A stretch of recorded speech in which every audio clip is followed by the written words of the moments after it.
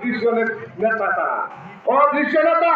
আমলে তারা তাদের সাথেই ছিল, তাদের মুখেও দাঁড়িয়ে নাই।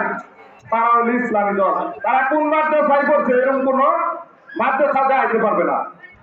ডক্টর শফিকুল ইসলাম জামাতের প্রধান, যার নেতৃত্বে সারা বাংলাদেশ জামাত ইসলাম, জামাত ইসলাম কোন মাদ্রাসায় করছে এরকম কোন রেকর্ড দেখাইতে পারবে? এখানে জামাতের যদি কোনো কর্মী থাকে, দান্দাবাজ কোনো কর্মী থাকে, তারা এসে বলতে পারবেন ডক্টর শফিকুল ইসলাম কোন মাদ্রাসায় করছে?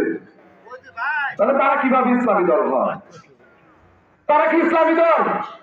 এরা হলো বাটপারের দল। এখন আপনাদের সামনে আমি সকলের কাছে একটা অনুরোধ করি, দলমত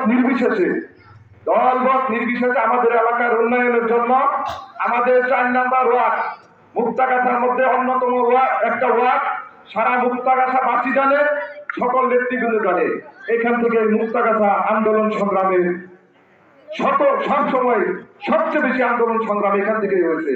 তাহলে বাবলু ভাইকে যদি আমরা আন্দোলন সংগ্রাম যেহেতু 4 নম্বর ওয়ার্ড থেকে হয়েছে, 4 নম্বর ওয়ার্ড থেকে যদি আমরা বাবলু ভাইকে সর্বোচ্চ ভোট দিতে না পারি, তাহলে কি আমাদের সম্মান থাকবে?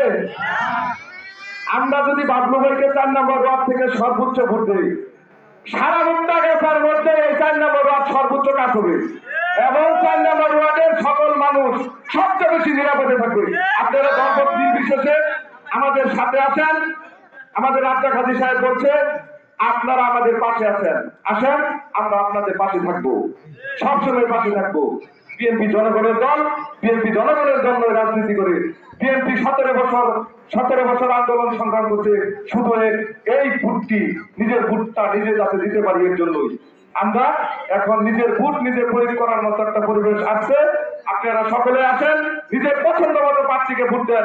আমরা অনুরোধ করব, আমরা বিএনপির কর্মী হিসাবে জাকির হোসেন বাবলু ভাইকে একটি দাঁড়িয়ে শীর্ষে ভোট দিয়ে এই মুক্তাগাছার উন্নয়ন করার জন্য তাকে আমরা সুযোগ দেই। এখন আমাদের মাঝে বক্তব্য রাখবেন আমাদের 10 নং খেরোজান ইউনিয়ন বিএনপি সম্মানিত সদস্য, মুক্তাগাছা উপজেলা কৃষক দলের যুগ্ম আহ্বায়ক সাইদ সরকার ভাইকে, টুকুর বক্তা, আমাদের টুকুর বক্তা।